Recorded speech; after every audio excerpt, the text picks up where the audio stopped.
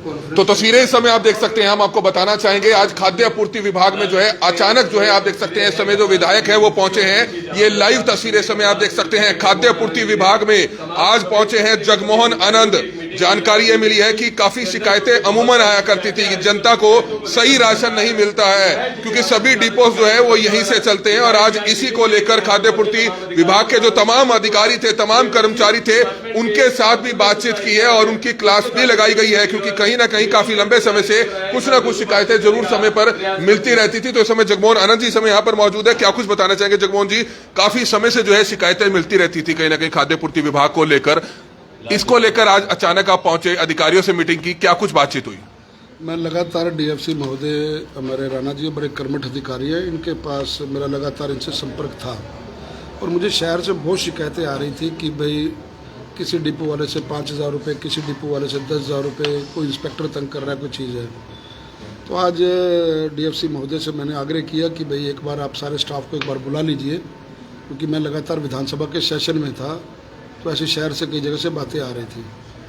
तो डीएफसी साहब ने भी कुछ, मैंने इनको इंटरनल बात बताई थी, इन्होंने तुरंत संज्ञान लेकर के कुछ अधिकारियों का यहाँ से अपना उनको हटाया भी है, उनको डिपार्टमेंट उनकी कुर्सी चेंज करी है।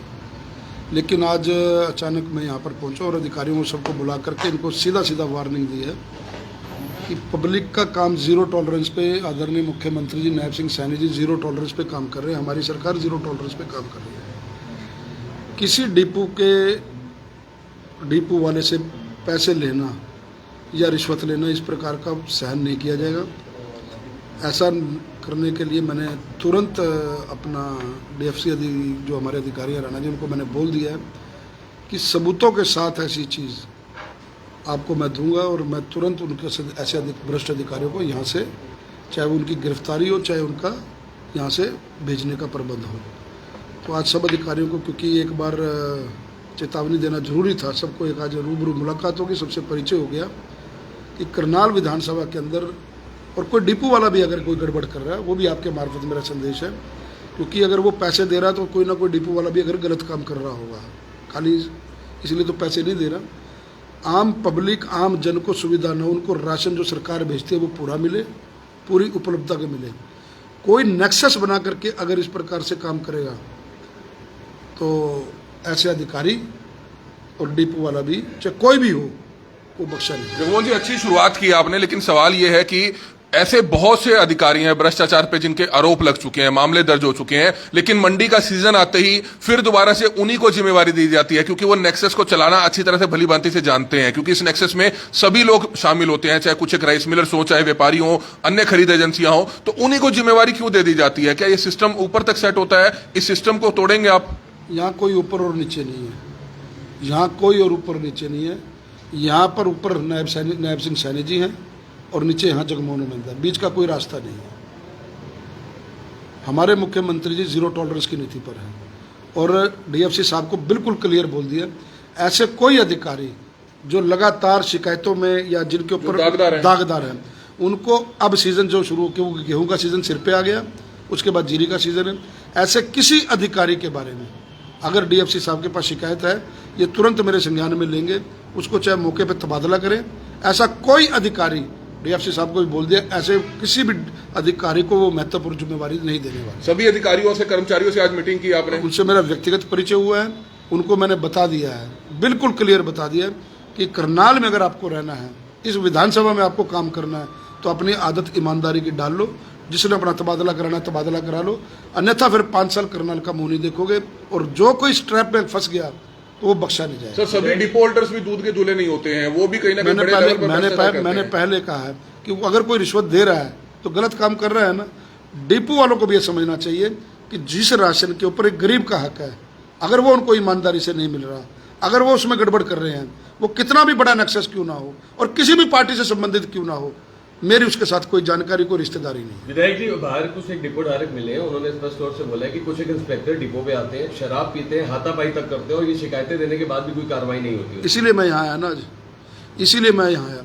आज के बाद एक भी शिकायत मेरे को किसी अधिकारी की मिल गई, मैं उसको बख्शूंगा नहीं। उसके लिए स्टैंडिंग इंस्ट्रक्शन है कि बिल्कुल, मतलब जैसे कहते हैं ना, रगड़ के रख दूंगा, उसको बता दूंगा कि नौकरी कैसे की जाती है।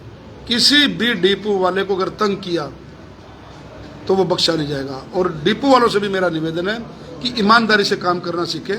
आपको राशन का डिपो, राशन एक अन्न है, आपको अन्न सप्लाई करने का काम सरकार ने दिया है।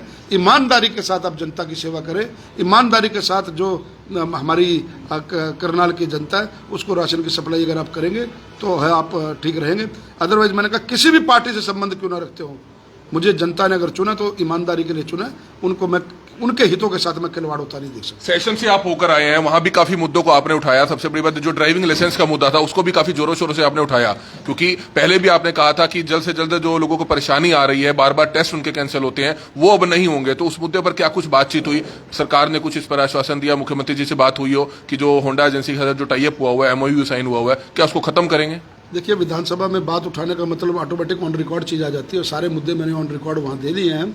और निश्चित ही आपने आज के अखबारों में भी देखा कि स्कूटर मार्केट के बारे में, शिफ्टिंग के बारे में आज दैनिक भास्कर अखबार ने प्रमुखता से उसको छापा है। सब चीज़ें प्रोसेस में हैं, तो अब निरंतर फॉलोअप लेता रहूँगा। और आपके माध्यम से, मेरे को मीडिया के साथियों के माध्यम से जो भी कमियां पेशियां नज़र आती रहेंगी उसको तुरंत उसका हल पहले से करता रहा हूँ, आगे और प्रमुखता के साथ करूँगा। और आपके एक जानकारी के लिए और बता दूँ कि कल ही ये करनाल के लिए एक बड़ा महत्वपूर्ण मुद्दा है। कल ही एक पता लगा है मुझे कि भाई एक ITI का संस्थान सैंक्शन हुआ है हरियाणा के लिए। आज मैं आदरणीय मनोहर लाल जी को और आदरणीय धर्मेंद्र प्रधान जी को चिट्ठी लिख रहा हूँ, मीडिया के साथियों को चिट्ठी में कॉपी भेज दूंगा। उनसे मैं रिक्वेस्ट कर रहा हूँ कि क्योंकि ये मनोहर लाल जी का संसदीय क्षेत्र है और ITI 300 एकड़ में बननी है, उपायुक्त महोदयों को कह दिया है सभी जिलों के। मैं चाहता हूँ कि ये ITI का संस्थान करनाल के अंदर आए। करनाल के अगर अंदर आता है तो ये अपने आप में एक शहर बसता है, चाहे वो रोजगार की दृष्टि से हो, चाहे वो अपना एजुकेशन हब के नाते से हो। तो मैं आदरणीय मनोहर लाल जी को और आदरणीय धर्मेंद्र प्रधान जी को एक वो चिट्ठी भी लिख रहा हूँ आज कि वो ITI अगर करनाल में आ जाए तो मेरी करनाल विधानसभा के अंदर, क्योंकि वो उनका संसदीय क्षेत्र भी है और क्योंकि यहाँ का पानी भी अच्छा है और मिड पड़ता है चंडीगढ़ से और दिल्ली के बीच में, और इसकी कनेक्टिविटी, रोड कनेक्टिविटी और रेल कनेक्टिविटी बहुत शानदार है, क्योंकि मेट्रो का विस्तार भी करनाल तक आने वाला है। तो उस नाते से अगर ये प्रोजेक्ट करनाल में आ जाता है तो करनाल के लिए बहुत अच्छा होगा। तो आज मैं वो चिट्ठी का अपना लिख के उनको और आप सब मीडिया जगमोहन जी, सिंगल पिलर फ्लाईओवर बन रहा है, काम काफी तेजी से चल रहा है, लेकिन एक परेशानी आ रही है, पूरा शहर जाम हो जाता है, पूरा शहर जाम हो जाता है। SP साहब को कहकर कुछ एक्स्ट्रा जो ट्रैफिक कर्मचारी हैं वो लगाएंगे, कुछ साल 1.5 साल बहुत परेशानी आएगी। और लोगों से भी अपील करेंगे कुछ जरूरी काम ना हो तो गाड़ी से सफर करने से बचे उसी एरिया में। निरंतर हर दूसरे दिन इसका फॉलोअप लेता हूँ, हर दूसरे दिन। और आपने देखा है कि लगातार पुलिस अधीक्षक महोदय भी जो मैंने ट्रैफिक डिप्लॉय उनको करने के लिए कहा है उन्होंने वो कर दिए हैं। जो पहले दिन की समस्या थी वो 15 दिन बाद नहीं थी, जो 15 दिन के बाद थी वो आज नहीं है। फिर भी आप साथियों को लगता है, जनता की, क्योंकि आप जनता के बीच में रहते हैं सभी मीडिया साथी, आपको लगता है तो आप तुरंत उसके लिए बात करें, तुरंत मेरे को संज्ञान में ला के दें, मैं उनका हल अवश्य निकालूंगा। जगमोहन जी, एक आखिरी सवाल, साईं बाबा मंदिर वाली तरफ से अगर आप इस तरफ आए होंगे तो हमारे तो पेट में दर्द हो गया, सड़क बहुत खराब है, बहुत एक्सीडेंट होते हैं, बहुत ज्यादा खराब है सड़क। बिल्कुल ठीक कह रहे हैं, मेरा भी रूटीन यही है। आदरणीय मुख्यमंत्री जी ने, उसका टेंडर भी लग चुका है, आदरणीय मुख्यमंत्री जी ने विधानसभा में कहा है कि 6,500 किलोमीटर की सड़क हरियाणा में 6 महीने के अंदर कोई ऐसी सड़क नहीं बचेगी जिसके अंदर एक खड्डा भी हो।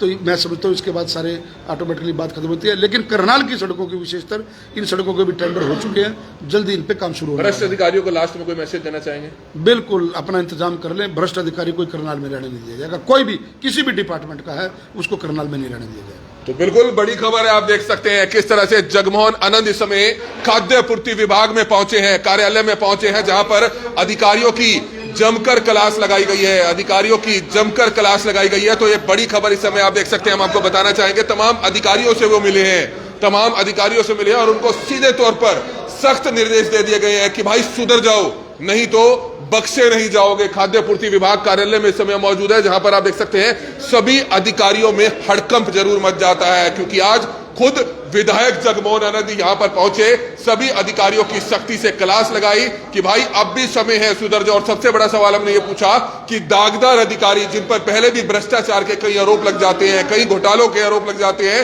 लेकिन उन्हीं अधिकारियों को मंडी सीजन आते ही उनको जिम्मेवारी दे दी जाती है। ये सवाल अपने आप में बड़ा गंभीर है कि आखिरकार क्या वही अधिकारी बचे हैं? इस समय लाइव तस्वीरें देख सकते हैं, बहुत से डिपो होल्डर्स भी यहां पर पहुंचे हुए हैं, बहुत से लोग भी यहां पर पहुंचे हुए हैं, लेकिन सवाल अपने आप में में बड़ा गंभीर है, क्योंकि डिपो होल्डर्स भी समय समय पर आवाज उठाते रहते हैं कि करनाल के खाद्य आपूर्ति विभाग में कहीं ना कहीं जो करप्शन है, जो भ्रष्टाचार है, वो बड़े स्तर पर है, जिस पर कहीं ना कहीं एक्शन होने की जरूरत है। हमारी आप लोगों से अपील है, जो भी लोग इस वीडियो को देखें, इस वीडियो को ज्यादा से ज्यादा लोगों तक जरूर पहुंचाइएगा। कमल मिंडा, करनाल ब्रेकिंग न्यूज, करनाल।